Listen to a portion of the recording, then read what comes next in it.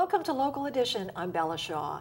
The Boys and Girls Club of Camarillo has a new addition, a new member of their staff. CEO Bill Locker joins us, and this member is a marriage and family therapist. Very important. Yeah, Mr. Richard is our new staff member, and he works with the kids. He's a marriage and family therapist, works with the kids whether they have an acute issue, something that maybe happened at school that day, bullying, something along those lines, or whether maybe it's something that's more long-term, where it's issues with the family or issues of abuse or neglect. We have a lot of kids who are also on the autism spectrum that have a lot of challenges in the classroom and after school. So he's there 2 days a week, working with them now and helping to address some of those issues.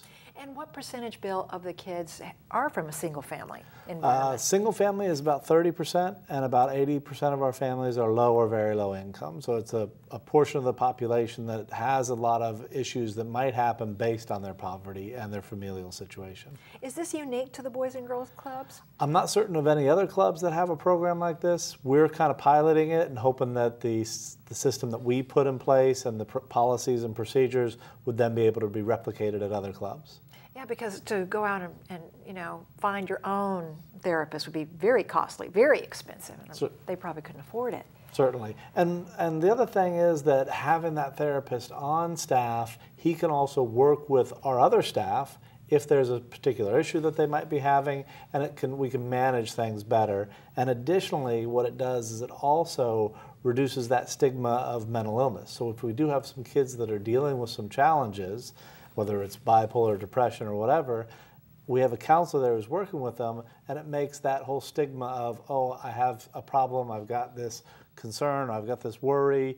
You get it treated just like you would any other disease. So really get that stigma out of there. And it's a voluntary type. The parents are aware of this, the kids parents are aware are involved, consent forms are involved, all the legal procedures are in place so that it's completely accepted by the parents and by the child. And what has happened is, Mr. Richard is essentially one of our staff family now, and the kids see him around, they're happy to see him, and they build that bond with him. So it's very, very positive. So what happens at the Boys and Girls Club during the winter months? I know in the summer you've got a garden going and you teach them how to grow their own food. What happens now? Well, a lot, weather dictates it. We've been fortunately having some great rain here, and so that has kept us inside a little bit. But we have our bicycle repair shop is always running when school's on recess, and that's teaching those kids that hands-on activity where they can get in there and wrench things and fix things.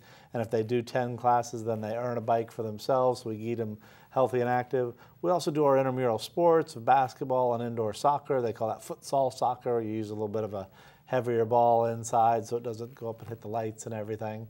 And so we've got that going and keeping them active and running around. All for about, what, $5 a month? $5 a month, yeah. As I say, no way to run a business, but fortunately we have people from the community that are out there helping us and making donations and giving. And beginning of the year is always a good time that people decide where they're going to go with their donations, and we always like them to consider the Boys and Girls Club. Keeps those kids out of trouble after school, doesn't it? Exactly. We're serving about 430 a day, and what I like to say is that 430 is they're making the classroom better. If I can make them better at the Boys and Girls Club, when they're in the classroom with your kid, they make that a better experience for everybody. Healthy snacks are provided?